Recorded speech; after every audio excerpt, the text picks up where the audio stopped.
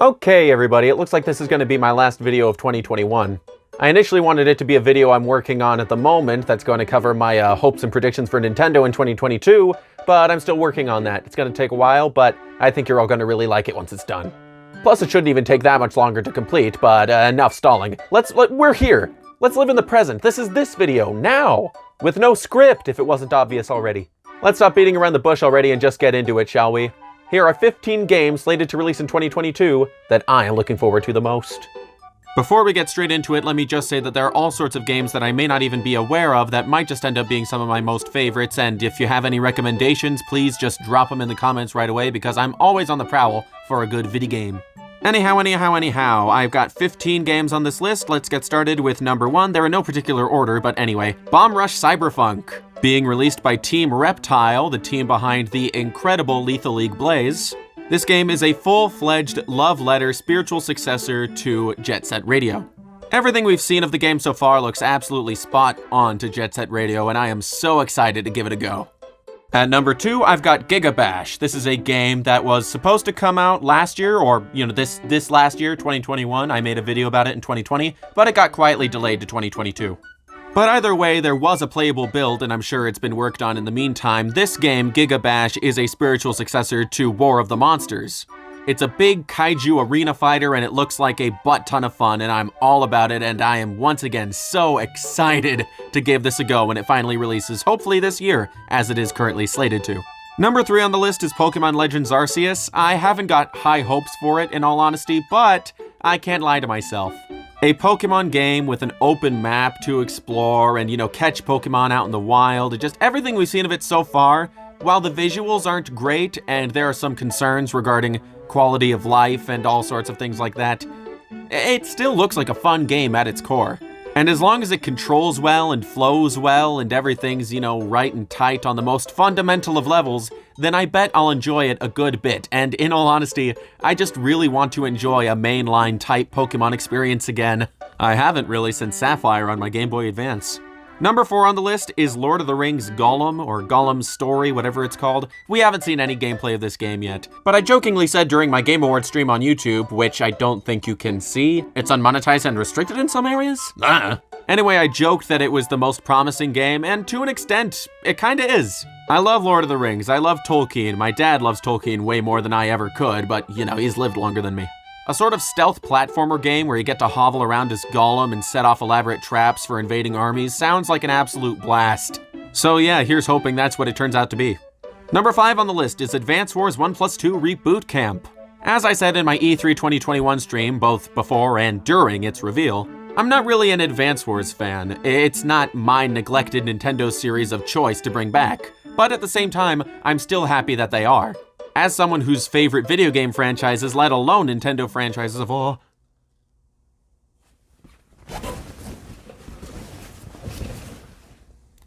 As someone whose favorite video game franchises, let alone Nintendo franchises of all time, are Nintendo IPs that have gone over a decade without new releases, I very much want this game to get a good shot at success, and I, someone who has actually quite enjoyed a couple strategy games in his time, wouldn't mind getting into Advance Wars to, see how it goes. So yeah, I'm looking forward to it. Number 6 on this list is Digimon Survive, another tactics game, who knew?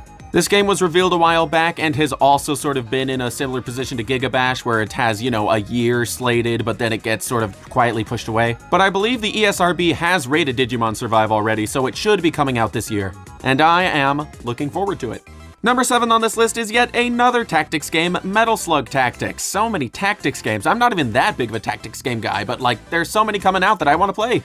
The sprite work looks awesome. I am a huge fan of Metal Slug, have been since, I first played Metal Slug 4 in the arcades. And the animations, the guttural feel of running and gunning, Metal Slug is just so awesome. And tactics games are awesome, and I'm glad to see that these ideas are sort of coming together. I'm excited to see how it goes. Number 8 on this list is Kirby and the Forgotten Land. I have been a Kirby fan for a very long time. I've played Superstar and Epic Yarn and Return to Dreamland and all sorts of other Kirby games with my sister and my other siblings too, the 4-player game, Star Allies as well. Star Allies was kind of underwhelming, and I think just, as I grew up, I sort of grew out of wanting the experience Kirby games give. Just a little bit too easy. I love the art, I love the characters, I love the music, yada yada yada, but I kind of just want more out of my games. and if not more on a mechanical or story level, at least on the level of I could play this forever and just be happy to go through it like a puzzle or racing game. But Kirby and the Forgotten Land, being a 3D platformer like this, it's so... Ooh, the potential. Yeah, I'm looking forward to it.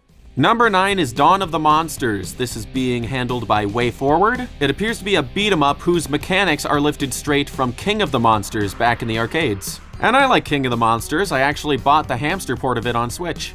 It hasn't aged that great, but WayForward are competent developers. I'm sure that whatever mechanics they're putting into this game released in 2022 will be more than enough to satiate me. Number 10 on this list is Multiverses. You know what? Take that off. I'm not looking forward to this stupid game. Okay, in fairness, I'm just kind of getting sick of the crossover thing, especially from Warner Brothers, who have been really soulless about it as of late. And the fact that it appears to be mainly online, and there's guilds, and... I don't trust it. Not to mention Nickelodeon All-Star Brawl was kind of disappointing too, so there's that to consider. You know, these big companies aren't that vested in video game endeavors. Number 11 on this list is Sonic Frontiers. This is a game I am also kind of reserving judgment on, but like... It's Sonic, it's open world, it's... How can I not be interested? How can I not be curious at the very least? Of course I'm excited to at least hear more about it.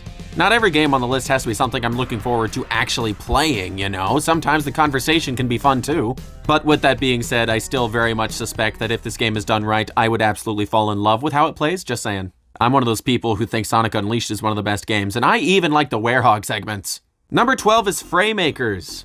It's indie Smash Bros. Handled by the people who did Super Smash Flash. Nuff said.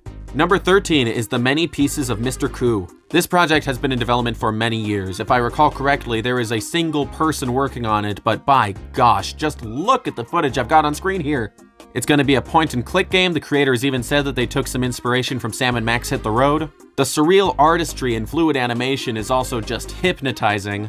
It was slated to come out in 2021, but it seems as though it's been quietly pushed to 2022, and I hope that it does come out in 2022 because I'm very much looking forward to it. But with that said, if it has to be delayed again, take all the time you need because I will wait for this game no matter how long it takes. Number 14 is Frogun.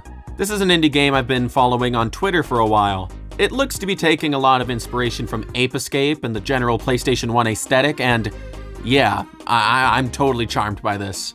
And number 15 on this list is Zoo Strikers. I don't recall exactly whether or not this game is actually slated for 2022, but I am actually a member of the beta, and I have to apologize to the devs for being very busy and not being able to jump into a lot of testing days. Sorry about that. But still, so very, very happy and flattered to be included in the beta at all, and I am totally looking forward to that full release of the game. And that is my video concluded. Last one of 2021. Well, last one to release in 2020 anyway. 2020, what the? Thank you all so much for watching it. Like it if you enjoyed it. Comment down below some games that you're looking forward to. Share this video or my channel in general on social media if you'd like to help spread the word around and get some more eyes on me and whatnot. You know, it all helps into going to support the channel. And if you want to support this channel more so than YouTube itself ever will, you can donate to my Patreon page. For as little as $1 a month, you get behind-the-scenes updates and a credit at the end of my videos. Thank you once again for watching, and I will see you the next time I see you. Happy New Year!